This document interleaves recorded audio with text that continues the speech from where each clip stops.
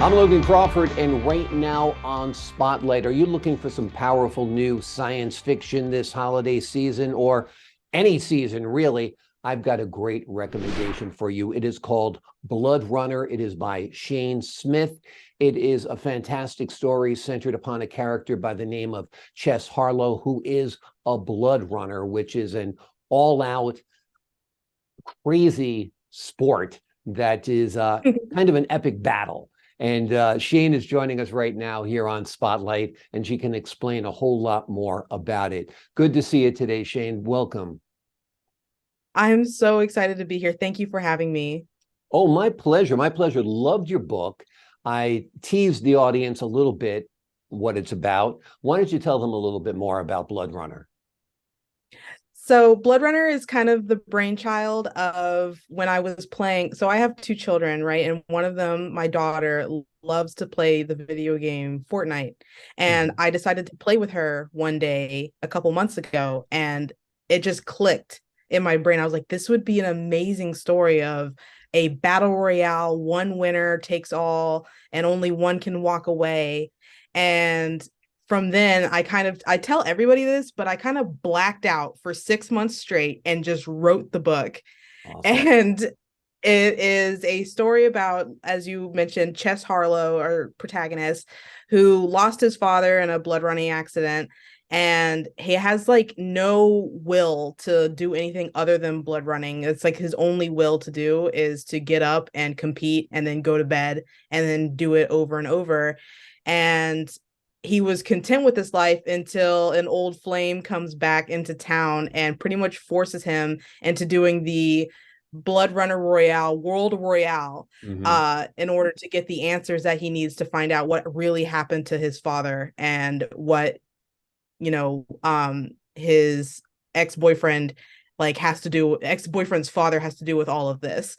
So if anything, it's like the ex-boyfriend comes back into town and says, hey, you have to do this because I'm looking for answers, you're looking for answers, I know exactly how to get it, but we have to go to the World Royale and compete.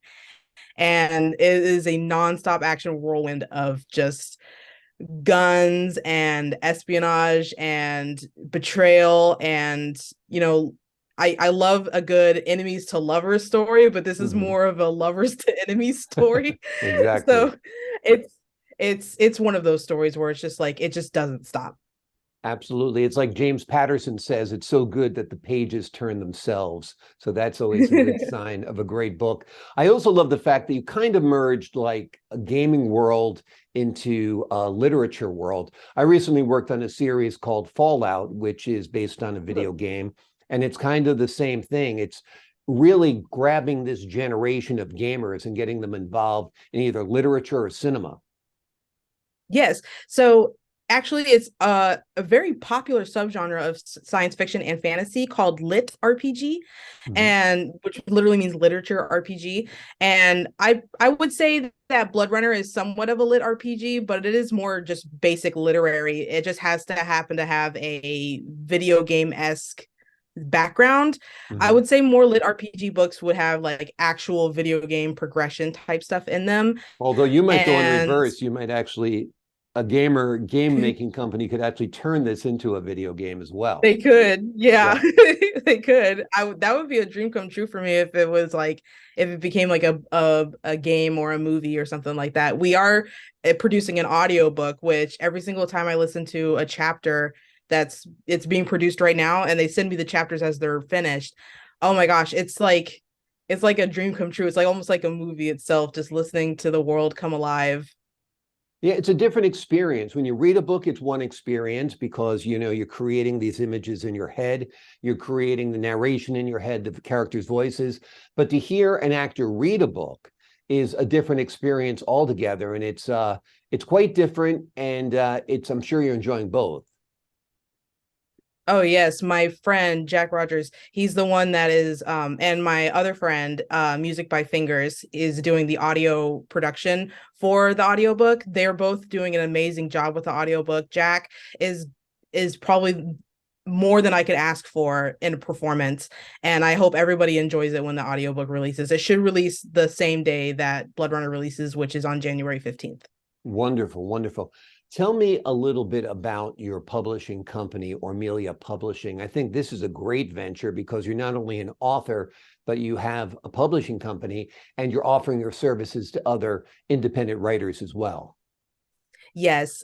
Aurmilia Publishing, like I said before, I have two children, and Aurmilia is an amalgamation of my children's names. So I Mhm. wanted to keep that near and dear to my heart. As this is like it's my first business, but it's probably going to be my only business that I have. But at the same time, I wanted to make it special and keep it near and dear to myself. So I named it after my children. Mhm. And when I was thinking about making Aurmilia, I sat down and reflected about my journey with self-publishing and indie publishing and traditional publishing as a whole. Now, when it comes to indie publishing these days, there's a lot of give and take and settling. And Mhm. when I say that, I don't mean it in a negative connotation. It's more so that you are going to submit your manuscript to an indie publisher, and 9 times out of 10, they're going to offer you paperback and ebook, and that's it. Mhm. And what I really wanted was, at the end of the day, I wanted to hold my book in my hand and look at the lexicon on the bottom, on the spine at the bottom of a book. Every single book you see, like at the bottom, there's a lexicon that says what the publisher is, right? Right. I wanted that because I wanted a publisher to say, "Hey, you were good enough to be published by us. We Right. wanted you." Um, but at the end of the day, I reflected and I said, is paperback and ebook good enough for me? And it seems kind of first world problem-y a little bit. But at the same time, I said, no, it's not good enough. I want a hardback. I want the audiobook. I want the full book tour. I would love to be on TV, and you're giving me this amazing privilege to speak about Blood Runner and Aurmilia Publishing with you. And so far, all of my dreams are coming true. And it's only because I said, I will do it. I Right. will do it. And I'm going to make sure that other authors that submit to me also get that privilege, because as I'm doing it, it's not that hard. And Right. so like I would think about the other indie publishers that I submitted to, and I'm like, why are you only offering paperback and ebook if hardback is so easy? It's literally right there and you can do it. Like it's so easy. So I said I will do it. Right. And I'm very proud to release Aurmilia Publishing on the 15th of January when Blood Runner releases, and will be a full-fledged publishing company with a book out, and I'm so excited for that. Wonderful. I mean, it's a great time that we live in that you can do startups like this pretty easily by, getting the right contractors and employees to work with you. And the whole print on demand probably comes into play as well, that you can print the number of books that you actually need to sell, right? It's extremely easy. I use Ingram Spark, which is a distribution and print on demand company, and you do have to pay, right, to like upload your manuscript, but it's a small price to pay to get something nice. Hmm. Like it's almost like a what's the word I'm looking for? Quality of life Right. feature of holding your own hardback, of because this is, I said this in a TikTok a couple of days ago, where people had been asking me like why I decided to start, and it's because the big five, I'm talking like Penguin, Macmillan, blah blah blah blah, they have the almost, there's no such thing as a monopoly in America, I get it, but like they almost have the monopoly on hardbacks and nice things in publishing. And that's why in indie publishing, you always universally see only paperbacks, only ebooks. And I get that Right. it's easier, especially places like KDP, Kindle Direct Publishing, where it's free to upload and you can get an ebook and paperback free. Hmm. Um, but I decided to take the hard way. Right. and Right. and in order to give what people deserve, I chose to take the hard way and pay the money and pay the price and do the work Right. and put myself out there to make sure that the quality of life is good. Also, we live in like this disposable age. It's kind of nice Mm. to have something tangible like a hardback book. I know, audiophiles still collect CDs and LPs. The same should be true with people who love books. Get the hardcover book. I know if I have a book that I love, I'll often buy it in hardcover if I happen to have read it on my Kindle or something. It's convenient to read it on Kindle because instead of flipping through your Facebook feed, you can flip through your Kindle and read and feel like you haven't wasted part of your life watching other people's lunch. But it's nice to actually be able to hold that book in your hand, right? I tell you what, I have like 3 Kindle devices, right? And one of them is the Kindle Fire tablet. Do you know how Mhm. many hours I've spent just scrolling through Kindle, just looking at books? And Right, I subscribe to Kindle Unlimited, so it's easy to tap and get a free book. You get 10 free books 10 free books to loan out, right? And right. so it's so easy to just tap and borrow a book and then like just go, and it feels like it does. It's exactly right. It feels better to have a book in your hand that you cherish and Exactly. take care of, because when you have Kindle books like this, not to say that you can't cherish a Kindle book, there are plenty of Kindle books I've read that were Kindle only that were amazing books and I love Right. them, but too many Kindle books and too many ebooks that I've bought or borrowed have just gone to the wayside and I've forgotten about them. But with Right.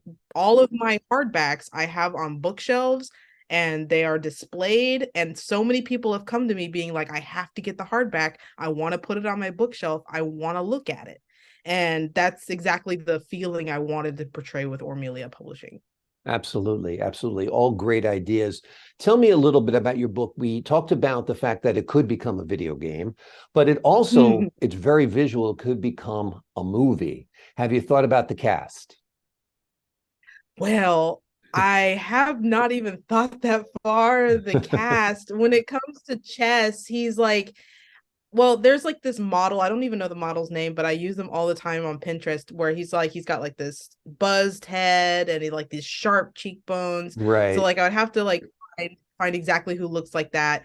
And I could see a Chris with Dave, Pine perhaps playing that role. He seems to be that my, I was just thinking Chris Pine. he's And kind of like our go-to sci-fi guy, right? He's ruggedly handsome and he's high energy in his acting. yeah, And he also would he's make an so amazing. grounded that no matter how extraordinary the circumstance is, he makes it seem real. He would make an amazing chess. Yeah. And with Bijou and Damon and Farron and all of the other characters, I would definitely, you're gonna make me sit down tonight and like put an entire Pinterest board And together of like, cast every person, yeah, right? just cast everybody and I'll like message you like I finally got it. Right, right. The movie, I There would aren't a definitely lot like. of protagonists in literature or in film who are gay. Why did you decide to make chess gay?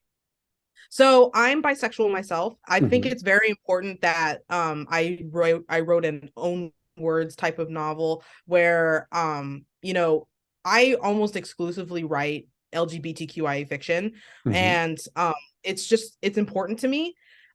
Even though I'm married to a man, I had children, I'm pretty much living like as normal as it gets. Right. Like it doesn't erase the fact that I'm bisexual myself and I want to read fiction and nonfiction that centers around gay people. And it's almost very rare to see a book, not anymore. Like there are some books out there where the protagonist or a secondary character is gay or Right. lesbian and they're a powerful character.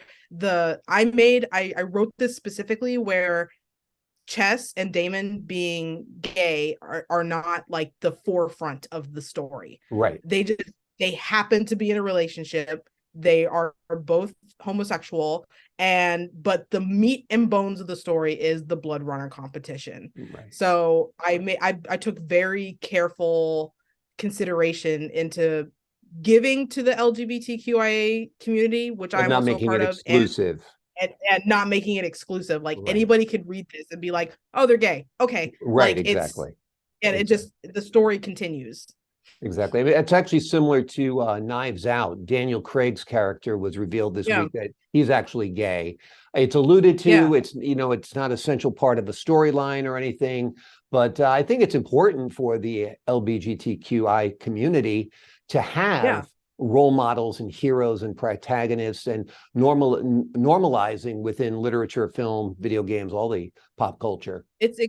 It's extremely important because so many young people are going to grow up and see media like this and like on TV podcasts, like radio dramas, podcasts and everything, like LGBTQI plus people like being put on a spotlight, but not being like completely like, oh, their entire personality is that they're gay. Like, Right. no, they actually have a personality and they happen to be gay. And that can make somebody feel so much more comfortable because like I'm bisexual. My entire personality isn't I'm bisexual. I love to read, I love to write, I love to travel.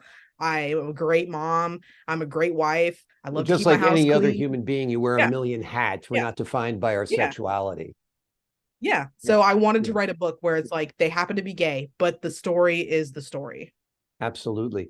Tell me a little bit about your writing life. This is not your first work, is it? It is not. This is actually my fourth work. My first work will never see the light of day. It's trash. I wrote that. I called it The Call of Evangel. It was a fantasy that I just never really got off the ground. I didn't know what I was doing with it. But then after that, I started writing in 2016 with Call of Evangel. And then I started writing more fantasy. So this is actually my first sci-fi book. If you want to say it's my first book in anything, it's my first sci-fi. And but it's my fourth book overall. I started writing seriously in 2016 when I got back from Japan with my husband and our two children, Mhm. and we were traveling from one place to another, but we had stopped at a Barnes and Noble, and I read this book called Unraveling Oliver, and something inside me like snapped. I was Mhm. like, I can do this. I want to write.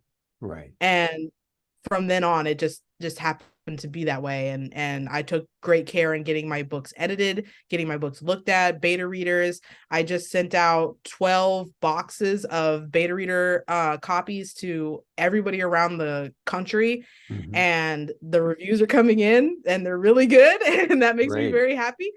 um but yeah, when it comes to Blood Runner, it's my first sci-fi but my fourth book overall. Wonderful, wonderful. Is this your baby? Is this the one you love the most? Is this the one you feel is going to go the farthest? No, it's actually going to be a Ballad of Diamond and Primrose, which is I wanted to keep this under wraps, but Mhm. it's actually that book is my fantasy book that I am in love with. And uh when we come to Blood Runner is a standalone, right? It has no sequel. It will Mhm. not have a sequel. I keep calling it the guinea pig book Mhm. because I just launched my publishing company and I was like, if I mess this book up, it's my book. The onus is on me, right? Like I didn't want to take someone else's book and mess it up and then have the responsibility to say, hey, we messed your book up. Did not want to do that. So I was very lucky to have a standalone to kind of guinea pig, into the publishing company world. And so far everything's been going great. Like Wonderful. only caught a couple typos, fixed them.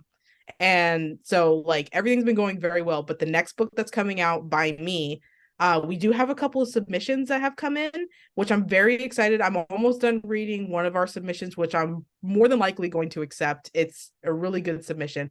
But the next book from me is going to be a Ballad of Diamond and Primrose, which is a Final Fantasy-esque fantasy, big world fantasy, like three big kingdoms and a prophecy. And it's just I don't want to say anymore because I've been Mhm. trying to keep it a secret, but like yeah, I love this book and I'm so excited to put it out. Oh, it sounds wonderful. You seem to like creating new worlds. Most people often write from their experience. So Mm. when you're writing fantasy or writing science fiction, I guess it's melding real world with imaginary world. Well, it's a little bit like that because a lot of the prose that I wrote does come from like personal experiences. Like I'll pull from personal experiences to write a scene. Not too many times have I done that, but there's another book that I'm writing right now. I'm in the middle of writing it. I'm only 10,000 words in, but it's called Tomodachi, which is Japanese for friend. Mhm. And that entire book, it's a fiction, but it's not a fantasy, it's not a sci-fi, it's just a regular romance book. And I'm pulling almost 90% of it from personal experiences. So when it came to writing sci-fi and fantasy, those are hard because Mhm. not a lot of personal experiences that I get to pull from that I had to like 90% of that I had to make up. on my own. And it was rewarding and fun when I figured it out and I read back and it's like, hey, this is pretty good. But when I'm writing Tomodachi, it's like, well, I went here, I did this is what I did. And like it takes place in Japan, which I lived there for 5 years. And I pretty much did and seen it all in Japan. And so I know exactly what to write, how to write it, where to go, and the experiences that I want to put into that book. I'm really excited to write Tomodachi and put that out. And but when it came to sci-fi and fantasy, yeah, like 90% of that's made up, and then with my romance, 90% of that is from my personal experiences. Living in Japan must be good in fueling books about fantasy or sci-fi, because it just seems the culture is kind of engineered that way, from video games to anime and so forth. It's funny, like you say that, because everybody says that to me. And when I first got to Japan, I'm talking the first 3 months, you get desensitized to what you think Japan is, which is anime, manga, and all that stuff. Like Yeah, I picture like Japan, robotic waitresses serving sushi yeah, and vending machines that's that like sell kind of the crazy things. that's kind of the image they want you to see of Japan. But Japan Right. is so chill. It's almost like America, but they speak Japanese. But like they Right. have a very rich culture. They're extremely polite. I always love to tell this one story when I was going to Yokohama and I was in Yokosuka and I had to take the train. Did not know which train to go on, did not know where I was going. And a Japanese businessman stopped. He happened to speak English. I was very lucky. And he stopped everything he was doing that day and got on the train with me to Yokohama. And he was late for his job because he took me to Yokohama to make sure that I made it. Wow. And I would never ever see that in America, I feel like. Right. And but it's so clean, it's so safe. And yeah, Japan is just tranquil and quiet and peaceful. And the crazy, I did see a lot of crazy vending machines, I'm not gonna lie.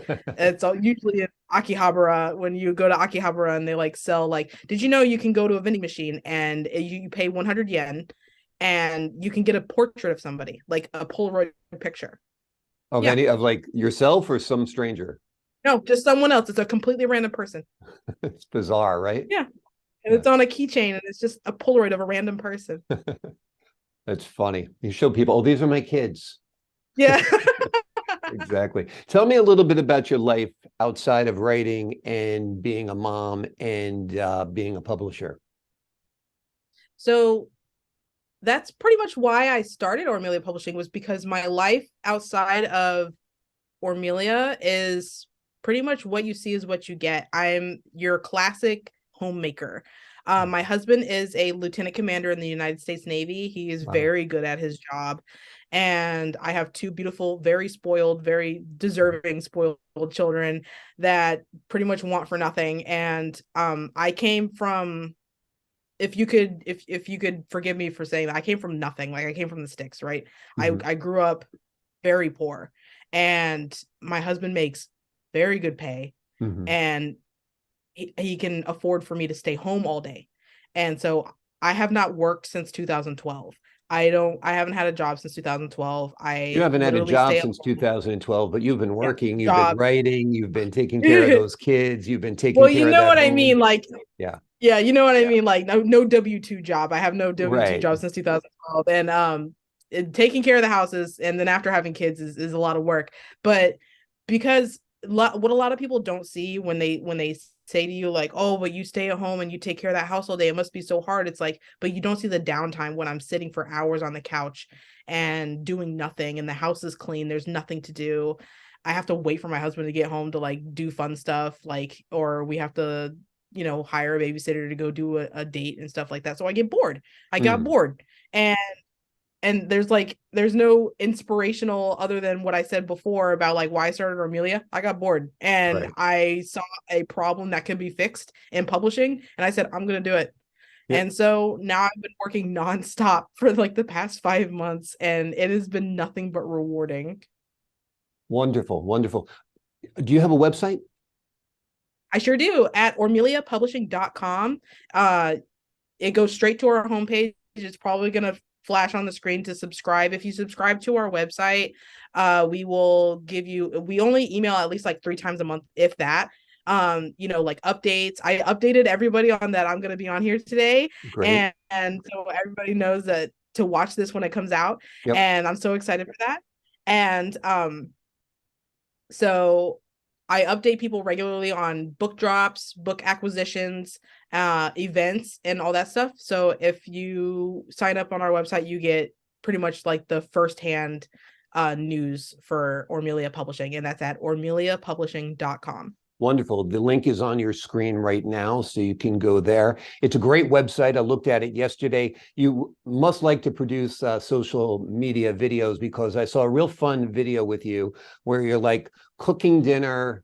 You pop open a Coca-Cola coffee and you're like, hey, if you've never tried this stuff, and you're so mellow and chill in doing it. I'm like, this is very cool, because it's very 2022, because I grew up in an age of broadcasters who talk like this, high energy. But a lot of the social media stuff isn't. It's like, have you tried this Coke? It's awesome. Yeah, for real. And, it made me want to try. I don't drink caffeine. I don't drink coffee, but it made me want to try it. It's so silly. Like, I don't remember when I did that. I know exactly the video you're talking about. I drink like exclusively sparkling water now because I've been trying to quit soda, but I'm addicted to carbonation. So Right. my I husband just same thing as Perrier or, yeah, Pellegrino or whatever. San Pellegrino, Perrier. I'm addicted now, and I love it. But yeah, when it comes to TikTok, I'm on TikTok almost every day, and these days you have to, like, that's where everyone is you have to like post on TikTok, and it's so easy to go viral there. And I actually have an amazing story for that, where I posted a TikTok, didn't promote it, I put the hashtags that I had to on it, and I literally said in the TikTok, I said, do you want an ARC, which means advanced reader copy? Do you want an ARC of Blood Runner, which is our debut book for our publishing company? You get a box. Yeah, I mean, you got a fancy box. I wish I still had one, but I shipped them all out. You got a fancy box. I put a pin in it that looked like a bullet. It was really cute. And then the business card, and then the book. And I put that on TikTok, and I expected 20 people to sign up. Over 400 people signed up for the ARC program. I only had 12 boxes. Right. Well, first come, first serve. Also, you got to prioritize. Okay, who's got like a publishing company attached to them, or literary agency, or whatever. It was so stressful. I went through every single name, and like I put on the thing, like, if you have an Instagram or a TikTok, let me know. And I felt kind of fake about it, because like it was the people who had a big following I picked, and because I wanted like the biggest reach out there. No, that only makes sense. You're not going to give it to somebody with 12 followers when there's people there with 1 million followers, for sure. Yeah, so I picked the ones that would benefit Aurmilia the best, and the reviews are coming in. They're great. I promised myself I wouldn't read the reviews, because when you're a writer, reviews are for the readers. Reviews are not for the writer. Right. So I if you're a writer and you're listening to this, don't read your reviews. I'm begging you, don't do it, because it's going to make you feel a certain way about your writing, and you don't want to be dissuaded when you write. Absolutely. You want to write the way you've been writing. Exactly. You also don't want to like edit yourself in a way. Like, you want to just have an open mind, an open consciousness, and just write. Like you said, what did you say you wrote for 6 months straight when you were writing Blood Runner? 6 months straight, every day, 2,000 words every day. Wonderful, wonderful. Well, the name of the book is Blood Runner. It is written by Shaine Smith. It's available next month, January 15th. January 15th. You can also learn more about her publishing company, Aurmilia Publishing, on her website, and give us some of your social media handles so people can follow you there as well. You can follow us on Twitter at Aurmilia Pub, and you can also follow me personally on Twitter at Shaine Hinnant, which is my maiden name, Hinnant, Shaine Hinnant. And then our TikTok is Aurmilia Publishing, and we post almost daily there. If not just a story, then a regular TikTok. And I do updates on books that are coming out. I post snippets of the book and everything like that. And I do like funny skits and all that stuff, trying to make buzz about the book. And it's a lot of fun. So you can follow us there. Great. Well, you do a great job. Thanks so much for joining us here today on Spotlight. Thank you so much for having me. This was so much fun. It was fun. I enjoyed our conversation a whole lot. A blast. And to the folks at home, I'm Logan Crawford, thanking you for your time this time. Until next time on Spotlight.